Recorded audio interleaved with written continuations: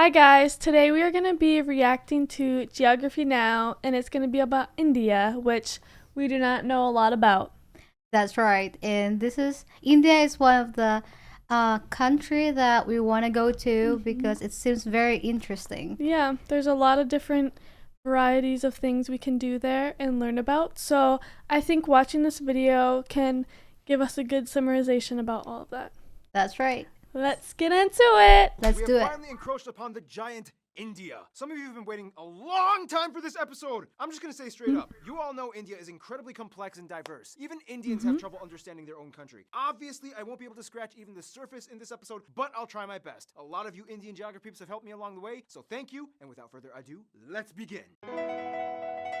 I like his pace, talking the whole video. Hey Yeah. everybody, I'm your host Barbie. This place doesn't even need much of an introduction. Everybody has heard of India. It's big, it's loud, it's colorful, and most importantly, it has a plethora of confusing territorial anomalies that I just can't wait to cover. Here we go. There's an old saying, India is a place where everyone is in a hurry, but no one is ever on time. First of all, India is located in South Asia, right on the Indian and Arabian Seas and the Bay of Bengal, bordered by 6 other countries, so close to 7, but that land bridge between Sri Lanka got wiped away like 600 years ago by a cyclone. India is divided into 29 states and 7 union territories, with the capital New Delhi, which acts as its own administrative unit, located in the capital New territory. Delhi, I did Keep in not mind, know. New Delhi is actually Yeah, just I the know name that. of one I of did the not. districts in the capital territory made up of 11. The largest city, A however, little is I know actually about it. Mumbai, with New Delhi, Bangalore or Bengaluru, and Heard of Hyderabad that. following after. However, the 4 Their busiest city airports is are Delhi very Indira hard Gandhi to pronounce. International, Mumbai's Chhatrapati Shivaji International, Bengaluru's Kempe Gowda International, and Chennai International in the south. You know why I'm smiling. This is my favorite part of any episode we ever make. Territorial anomaly time. India is loaded with strange borders and deliciously complex demarcation lines. First of all, what exactly is a union territory? In the simplest way I can put this, union territories are places that are too distinct to be incorporated into a state, but too small to have their own local governments. The first one, of course, is the Delhi National Capital Territory, where the capital lies. Chandigarh is a post-independent city constructed to replace Lahore as the capital of the Punjab area after it was split up between India and Pakistan. Then you have the island territories, the smallest one, Lakshadweep, and the Andaman and Nicobar Islands. The Andaman Islands being home to A one lot of the of last information at uncontacted once. people groups on the I planet, know, the he Sentinelese. talks so Oh, fast. I've Have been seen hostile to visitors like and are therefore left videos alone, like as well as the that. Nicobar Islands, which actually used to be a short-lived colony of Why? Denmark. Finally, the 3 remaining Where territories are former the European people- colony towns and ports. Dadra and Nagar Haveli, Daman and Diu, which are separated by about 200 kilometers across the Gulf of Khambat, and the most confusing union territory, the French-speaking Puducherry, which is actually split up between It's 4 so district hard to cities across pronounce India. it. Karikal, Puducherry. Mahe, Yanaon, and Puducherry. Pondicherry. Pondicherry is Yanam. strange because it has 11 enclaves within the Tamil Nadu state. Oh, and in this area, you can also find that experimental hippie-ish Auroville. commune with a little bit of controversy. Look it up. And don't forget, Auroville. here, the eastern states, also known as the Seven Sisters, Bangladesh. are connected by this incredibly narrow 27-kilometer wide pathway known as the Siliguri Corridor. This pathway is like a crucial artery that completes the India puzzle. Or so you would think. Now let's discuss the juicy stuff. Now, in the Juicy stuff, I hope they're talking about the foods. Yeah, I If- hope so too. If we ever go to India, that's probably what I'm most excited to try, is the foods. I can't. episode, What? I had tried just once Indian food once. Yeah. It's so good. And I feel like the American version here is definitely not as good as food in the Indian Yeah, country. it's Yeah. probably I already better talked in the about- country. Yeah. the disputed areas with India, such as Aksai Chin and Arunachal Pradesh, the latter pretty much just belonging to India as it's almost completely inhabited and operated by Indians. So let's move to the other disputes. Now, as of 2015, the Bangladesh episode is already outdated as India and Bangladesh have finally come to an agreement over the frighteningly complex former enclave-exclave dispute. In the end, India only lost about 40 square kilometers of land to Bangladesh, and now only a few enclaves and exclaves exist. Now let's head north. Now, when you try to draw the shape of India, you might want to be careful which depiction you use. Some might use this picture, some might use this, some might use this, and those that don't really study very well might use this. The point is, the whole area is like the most heavily militarized, diplomatically stressed out region on the planet. It's already had like 4 wars in the past half century. Basically, India, Pakistan, I did not know that. Which one? How it had 4 wars in the last century. That's Me too. actually interesting. and Wow. to some That's a extent lot. China Yeah. all want the entire That'd area be for crazy. themselves, I know, although it's that'd more be- of like a Pakistan-India Yeah. thing. In the China episode, we already discussed the Chinese disputes with India, so I won't cover those in this episode. If you want to learn more, just watch the China episode. But anyway, this entire area was a former domain known as the princely state of Jammu and Kashmir that was under royal Maharaja rulers all the way up until independence. Currently, this place is split up by this fenced-off militarized line known as the Line of Control between India and Pakistan. Why is this? Well, in the quickest way I can put this, Okay, the British are out. We get to take your land. no, we want to be an independent princely state. We're supposed to take your land, and majority of your people are Muslim, just like us. Even though your ruler is Hindu as well. Hey, India, Yeah, if you help me, I'll let you secede my territory to your land with autonomy. deal. Ha! Your What? problem now! I love how Mike played India. That's funny. He totally represents India. Oh, and keep in mind, Pakistan's capital, Islamabad, is less than 80 kilometers away from all that drama. The line of control meanders through the Okay, something what I like about this geography now is how they explain it and make it actually interesting.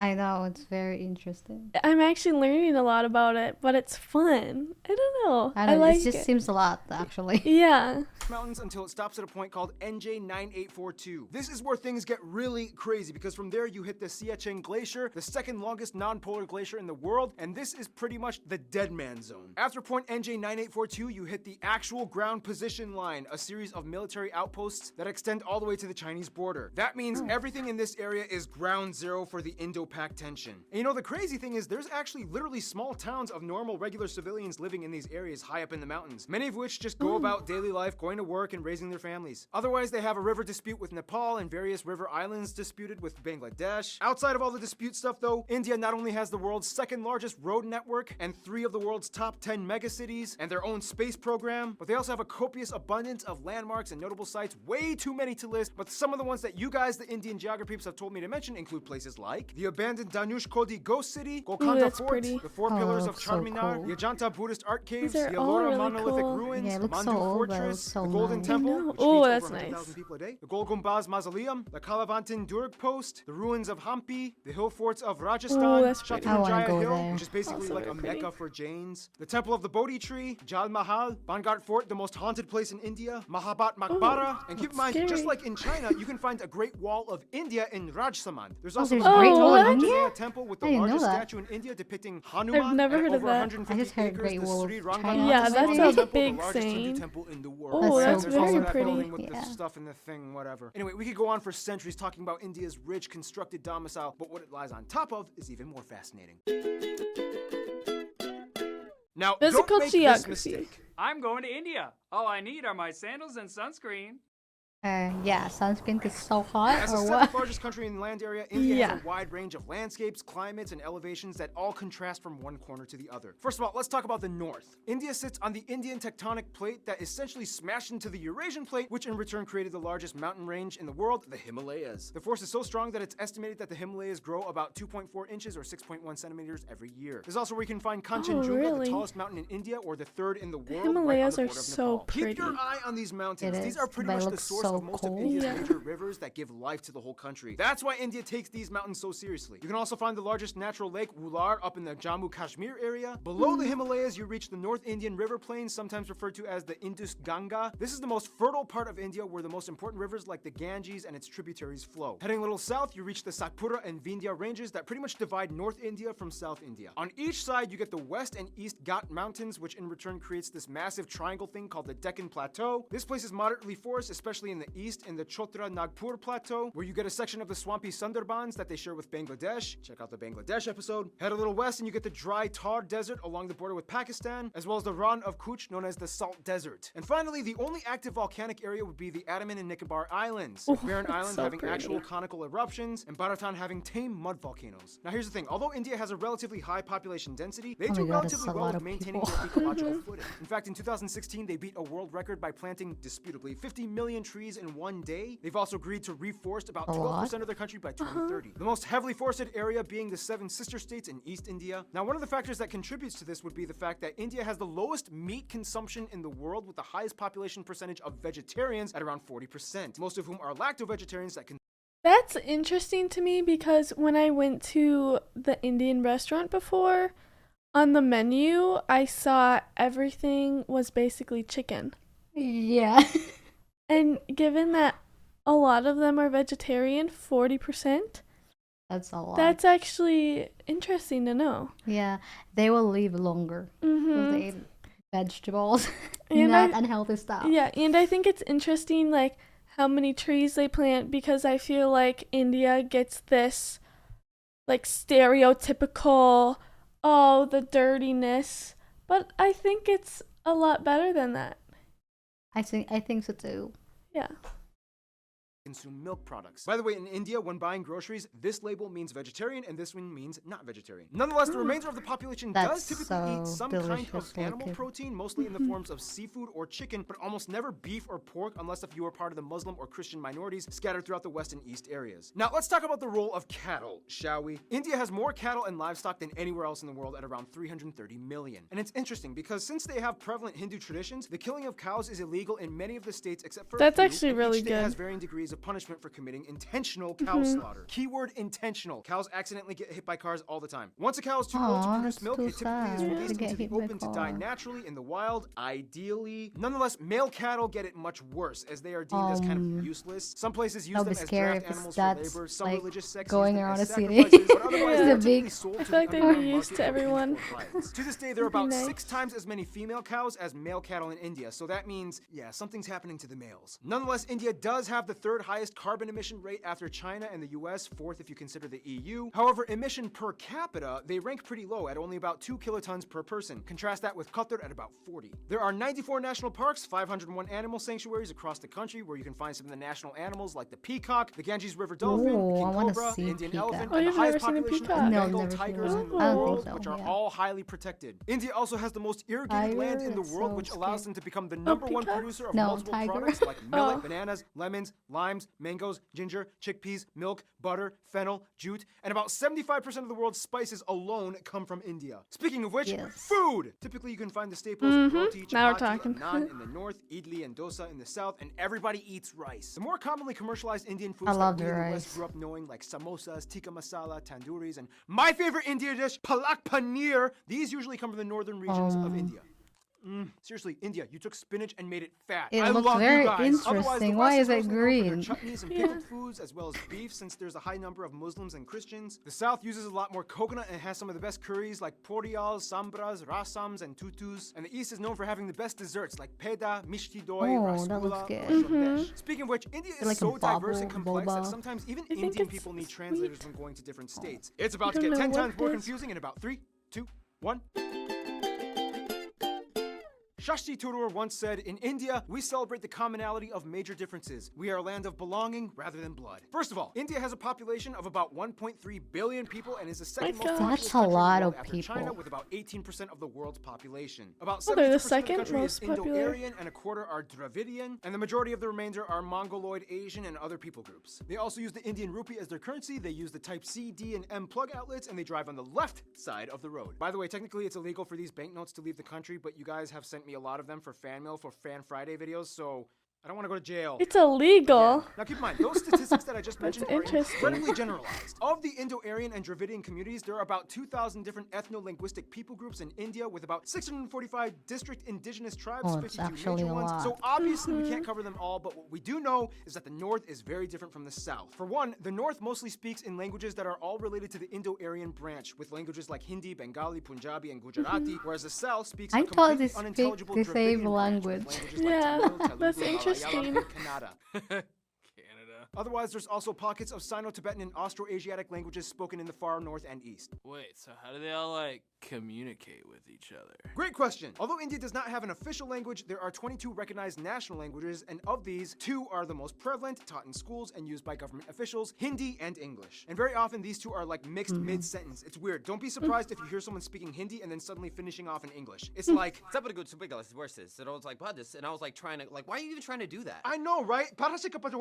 And the washing machine, I told them, a Bob Saget with a chainsaw. Now, of course, let's discuss the one thing that goes hand in hand with India India, Hinduism. About 80% of India claims to be Hindu, or at least part Yep, of the Hindu practicing heard of that. community. Now, we don't have time to explain everything about the tenets and multi-layered philosophies and practices of Hinduism. If you want to know, just talk to a Hindu person. But basically, one thing you do need to know is that Hindu-driven ideologies pretty much that? dominate most of life in India, everything from family to business. You will see colorful, mesmerizing That's shrines, pretty. temples, statues, it's and very rituals being performed colorful. everywhere, even in public. On the Bharat Mata, the mother of India, statues are gosh. everywhere. She's like the symbol of India. The largest Hindu pilgrimage, the Kumbh Mela, happens every 3 years, rotating between 4 cities, in which the adherents bathe They're in the very Ganges River and enjoy a colorful. massive They wear Mhm. very tens of colorful millions of clothes. That dollars. looks Like, fun. seriously, you can practically see it happening from space. Now, a controversial topic in relation to Hinduism would be the caste system, which is basically a belief that people are born into a socioeconomic life that they are destined to serve into. Today, however, the system is more fluid and loose from what it used to be from a long time ago, and thanks to economic reforms, anybody with enough drive can kind of move up the social ladder regardless of birth. Nonetheless, India is home to every major religion in the world, even a few Oh, Jews, that's including the interesting. B'nai Menashe, an indigenous group that claimed to be one of the lost tribes of Israel. In fact, Judaism and Christianity actually had a head start in India way before it even kicked off in Europe. As tradition holds, Cochin, or Malabar Jews, migrated around 1000 BC to trade during the times of King Solomon, and in 53 AD, Thomas, the apostle of Jesus, arrived in what is now the state of Kerala to establish the first church in India. Today, most Christians are found in the southwest and far east Seven Sisters regions. India also holds the highest population of Sikhs, Jains, and Zoroastrians, mostly found in the north, and I've the never second heard largest of Muslim any of population in the those. world after Have you? Indonesia. No. Most Muslims are Yeah. populated around the northwest areas by Pakistan or in the east by Bangladesh. Oh, and don't forget the Buddhists. In fact, Buddhism actually started in India. Today, the Dalai Oh. Lama even takes refuge in Tezpur in the state of Assam. Oh, that was a lot of information. Ah! Okay, so by now you can probably get a grasp of how incredibly mixed and diversified Yeah. India's population is. But That's what so exactly much holds the country information. together? Well, for one, you kind of have to understand Indian history, which will take way too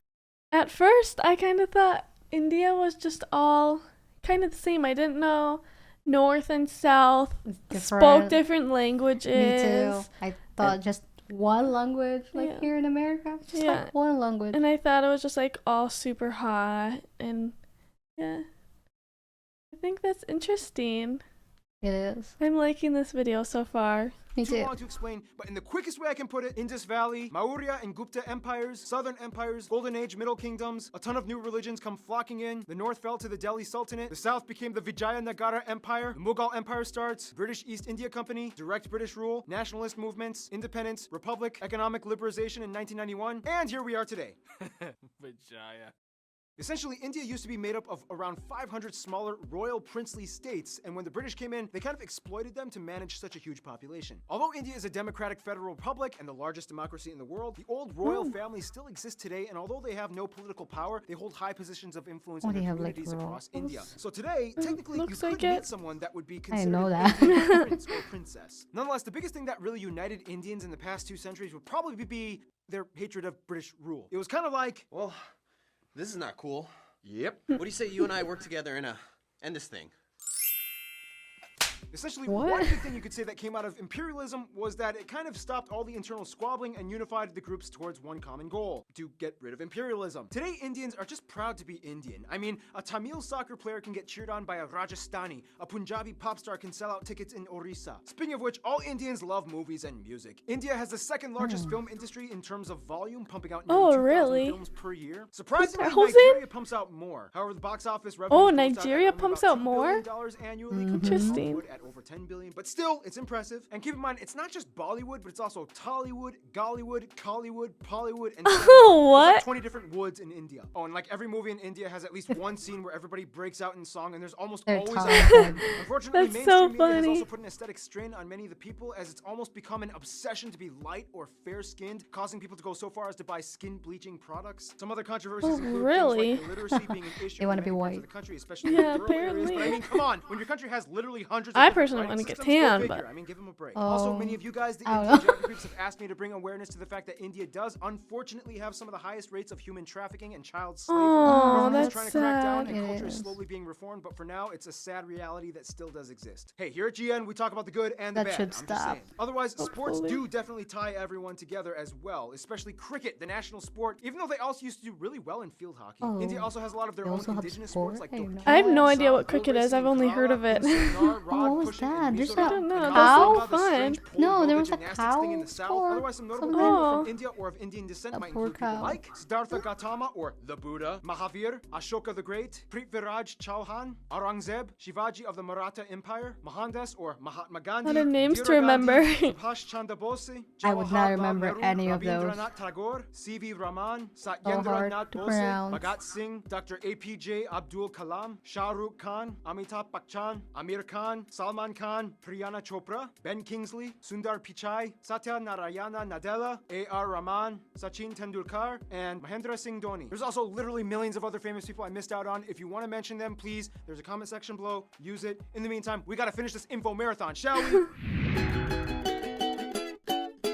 Now, no surprise, India is huge and therefore has a huge international outreach when it comes to diplomacy to almost everyone, except their immediate neighbors. First of all, countries with large population percentages of Hindus and Indians like Fiji, Guyana, Suriname, Trinidad and Tobago, Mauritius, and Malaysia typically stay close to India's roster of go-to friends. They enjoy cordial relations with trade. Now, the UK may have left on a sour note, but they still have a lot of ties to their former colonizer in terms of business and tourism. India is still part of the Oh, Commonwealth, that's interesting. not Commonwealth realm. There's a difference. And the UK has over 1.5 million citizens of Indian descent. That's As a mentioned in lot, the China episode, 1.5. China is kind of like India's I'm only here Million, to do that's business with you Yeah. and nothing else friend, as drama still hasn't subsided in regards to the territory conflicts. Now, when it comes to the US, things started kind of sour back in the 70s during the Indo-Pak War of 1971, when the US sided with Pakistan, their arch nemesis. Today, relations have cooled off. Mostly, the US supports India's move towards democracy and is a key ally in the military conflicts in the Middle East. When it comes to their Oh, best that's friends, however, interesting. most of the Indians I talked to have said Russia and Bhutan. Russia because during the Indo-Pak Wars, Russia came in and supported them, and ever since then, each country has held a high position of respect for the other, especially as global superpowers. Bhutan and India signed a treaty of friendship almost immediately after independence. The two countries have shared interests and a currency-pegged system as well. Bhutan even supported the annexation of their cousins in the Sikkim state into India, as it gave a nice buffer of land from China's stake to their claim. In conclusion, you will not find anywhere else on Earth like India. Thousands and millions of people inhabiting a colorful, majestic green, Yeah, they're slightly very gritty at colorful. times, Yeah. slab of Earth,